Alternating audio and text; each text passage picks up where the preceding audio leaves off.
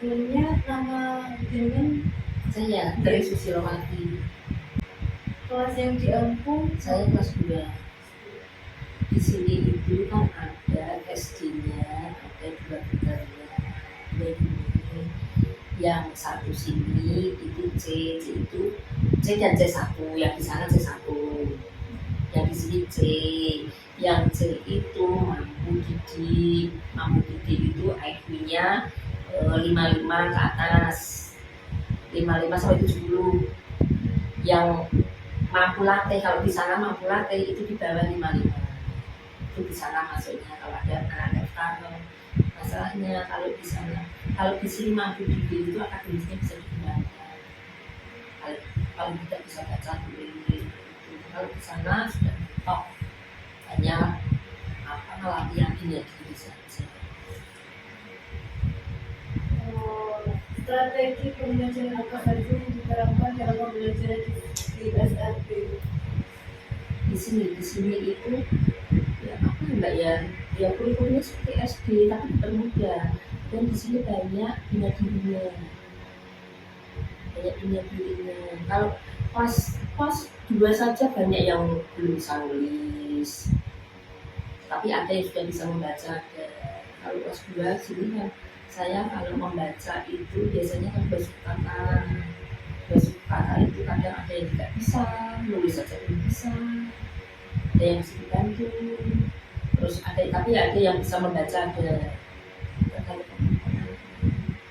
Itu strategi dari guru untuk menangani permasalahan tersebut bagaimana gitu? Satu-satu. Makanya di sini kok muridnya tidak banyak, banyak ya anak. Jadi kan guru bisa satu-satu mengajarnya. Kalau klasikal seperti SD nggak bisa, harus sedikit. Jadi 8 anak paling banyak satu kelas, tidak boleh lebih wes raiso gurunya langsung namanya. Tidak anak tidak bisa tertangani semua. Jadi ditangani satu persatu gitu. Metode pembelajaran yang digunakan dalam proses pembelajaran gimana gitu? Metodenya biasa. Satu misalkan kan di sini misalnya 8 anak itu kan kemampuannya tidak sama semua. Ada yang sudah bisa menulis, ada yang sudah bisa membaca, ada yang nulisnya baru titik-titik. Dan metodenya tergantung dengan kemampuan anak ini tadi. Misalkan yang baru bisa menebali titik-titik ya saya titik-titik dulu, saya anukan dulu. Yang sudah bisa menulis nanti menyalin dari papan tulis. Jadi memang harus tidak bisa dibuat klasikal. Kendala yang sering muncul pada saat proses pembelajaran berlangsung, Kendalanya anaknya kan tidak semua anak itu bisa diam, bisa duduk, semua itu tidak semuanya seperti itu. Ada yang hiperaktif, jalan dari temannya, jalan. Ya memang kita harus menangani satu-satu anak seperti itu. Anak tidak bisa mbak di sini disuruh duduk semua, duduk aman semua tidak bisa, macam-macam. Jadi kendalanya itu, jadi tidak bisa fokus pelajaran itu belum bisa. Makanya kalau awal pelajaran itu saya itu menenangkan anak dulu, dalam arti anak itu duduk anteng sedikit. Ya kalau sudah duduk anteng itu aja duduk lama. Karena anak hiperaktif kan angel banget. Nah itu kendalanya itu. Nek misalkan satu kelas itu bisa duduk manis semua, agak lumayan. Tapi nek sini dulu yang muncul, sedang dulu temani, monggo temani bukunya dicorek, terus ada seperti itu pasti.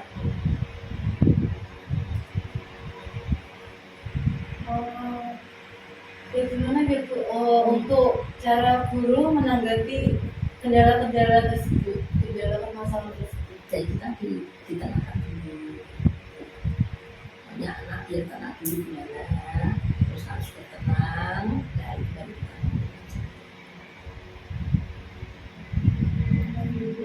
Direkam. Mbak. Bagaimana cara guru menjelaskan materi kepada siswa sehingga siswa menangkap apa yang disampaikan oleh guru dalam pembelajaran? Ini tergantung anaknya. Kalau biasanya di sini kan dulu memberi pelajaran dulu, terus nanti diterangin materinya itu tadi apa. Tapi kan tiap anak pemahaman tentang materi itu beda-beda. Jadi kita memberinya misalkan anak yang sudah bisa ya disendirikan, disendirikan, tapi yang belum bisa misalkan dia bisanya baru memahami misalnya tentang pelajaran hujan, diajar hujan tidak tahu lah, nanti kalau pas ada musim hujan pemahamannya mbak sendiri mbak, tidak semua anak bisa. Jadi di kelas itu anak 8 itu macam-macam. Menggunakan media apa gitu, salah satunya saja media pembelajarannya ada alat peraga. Bagaimana cara guru dalam berkomunikasi dengan peserta didik? Tergantung. Di sini ada yang anak yang sudah bisa ngomongnya lancar, yo ono. Ada yang tidak bisa ngomong, yo ono. Lah itu tergantung. Misalkan yang bisa lancar bicara komunikasi bisa, ya tak ngomong. Bisa rangkai materi, bisa terus tak suruh apa bisa. Tapi kalau yang orang yang ngomong kayak Iksan itu di sini ada yang nggak bisa ngomong. Ya aku dengan bahasanya dia kepingin ngomong. Nah, dan guru harus bisa memahami. Soalnya ini anak ini ingin ngomong. Misal kalau dia tidak terpenuhi, misalkan dia kepingin ini tapi aku tidak memenuhi, misalnya di sini ada yang marah kayak gitu. Langsung bilang iya temannya sih bisa temannya dan dunia. Makanya saya kan harus misalkan anak seperti ini tuh tahu mbak, misalkan saya hanya memperhatikan mereka yang bisa, terus dia tidak terperhatikan, dia marah. Jadi dia itu kepengen juga sering pengen diperhatikan ya. Lalu dia tidak bisa ngomong apa ini perasaan saya.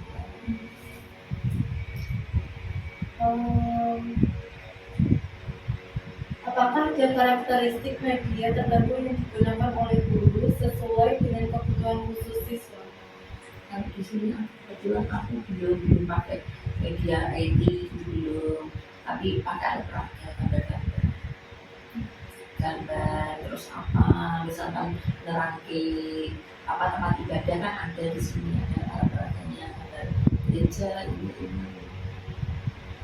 Adakah tugas-tugas tertentu yang diberikan guru kepada siswa?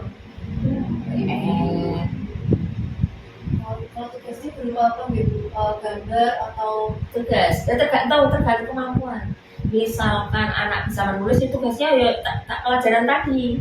Yang pelajaran tadi nanti dikasih tugas juga di rumah. Berarti setiap siswa itu berbeda-beda nggak Bu? Bagaimana guru mengamati perkembangan kemajuan masing-masing siswa? Bagaimana? Guru mengamati perkembangan kemajuan masing-masing siswa. Dia misalkan yang sudah bisa menulis, sudah bisa ngomong, komunikasinya sudah bisa, ya itu kan nanti kan dia kan lama-lama kan berkembang. Tapi kalau misalnya seperti Iksan masuk, saya itu ngomongnya di tempat saya ada yang tidak bisa ngomong, terus marah terus tidak bisa apa-apa, dia hanya baru bisa nulis aja. Tadinya itu dia masih orek-orek, wis dulu orek, terus sekarang tak suruh orang tua membanggakan buku kotak-kotak, terus tak angka misalkan menghubungkan titik sama titik ini. Sekarang dia sudah bisa nulis angka 1, kan itu kan perkembangan dia. Sekarang dia sudah bisa tanpa tak bantu, cuma tak bantu titik satu terus ayo turun bisa. Dia kan harus tahu DC 2 ya, tak suruh menebali angka 2 titik 2 tak suruh menebali. Sekarang dia tak kasih titik 1 Yang kedua lengkung dulu, lengkung seret bisa. Itu sampai angka 5, 6 sampai 6. Ini baru menambah ke 7. Tapi kalau lainnya sudah bisa menyalin semua. Tapi ada yang menyalin tapi tidak bisa memberi spasi juga ada. Jadi nanti kudu benek-benek ese. Kalau tidak dikasih spasi kan tulisannya kan berlajur. Tapi kan anak belum bisa membaca, tapi kan dia kan seperti tulisan dulu. Menyalin dari papan tulis itu penting, soalnya nanti kelas 3, kelas 4 kan pelajarannya banyak kan, harusnya menyalin dari papan tulis. Bagaimana hubungan sosial siswa? Bisakah mereka berkomunikasi dengan baik? Ada yang bisa dan tidak, yang tidak hanya Iksan mbak, bisa bercerita, bisa namanya Billy. Ada murid saya itu namanya Billy, pindahan dari SD 1 Yusuf. Kan 1 Yusuf kan SD favorit kan, tapi dia bisa itu perilakunya yang tidak bisa dikendalikan, jahil banget. Nanti ada guru bawa laptop dorong, nakal banget pokoknya, anaknya jahil banget dan tidak bisa diam. Itu aja dia bisa loh ngomong sama adik saya begitu. Iksan itu harusnya diberi pemahaman biar dia itu paham. Tak ini kan iya Iksan tak bilang di sini Iksan itu kalau diberi pemahaman bisa, yang diberi pemahaman bisa kamu bisa ngadain orang barang yang pintar. Nah iya, Cuman yang jahil itu ya Bu. Apakah sarana dan prasarana yang ada di sekolah hanya secara umum atau sudah dikhususkan untuk masing-masing anak kebutuhan khusus? Adakah dukungan dari orang tua dalam menangani anak-anaknya? Iya bisa. Aku harus ada kerjasama. Sekarang negeri gurunya makan nganu waktu waktu ngomong menang wae didengke ya nggak bisa jalan, harus dua-duanya harus import. Misalkan saya mengajari seperti ini, penjumlahan ya, tentang penjumlahan caranya nih anak seperti ini kan nggak bisa. Kalau anak normal kan dengan jari ini bisa, kalau anak seperti ini bisa, harus dibantu dengan lidi, membuat lidi, membuat telur. Nah, ini misalkan yang dibuat angka di belakang misalnya 1 tambah 2 yang dibuat yang di belakang, ini orang tua kan nggak tahu metode seperti ini. Nah, kita harusnya memberitahu orang tua. Nanti di rumah ngajarinnya seperti ini cara yang termudah. Jadi harus ada kerjasama. Orang ini makan di rumah dijadi. Cuma kok mbak. Berarti semuanya ya orang tuanya.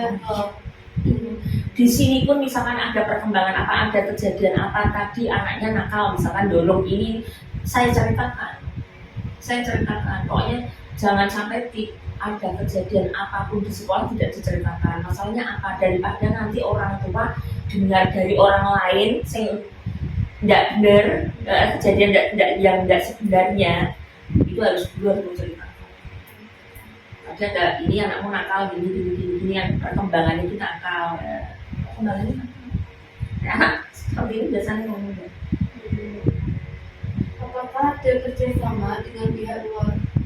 Maksudnya kerjasama dengan pihak luar maksudnya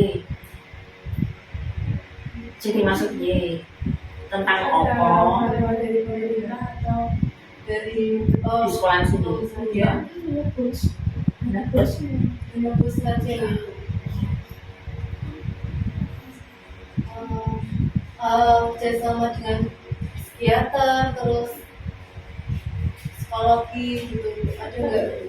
Ada.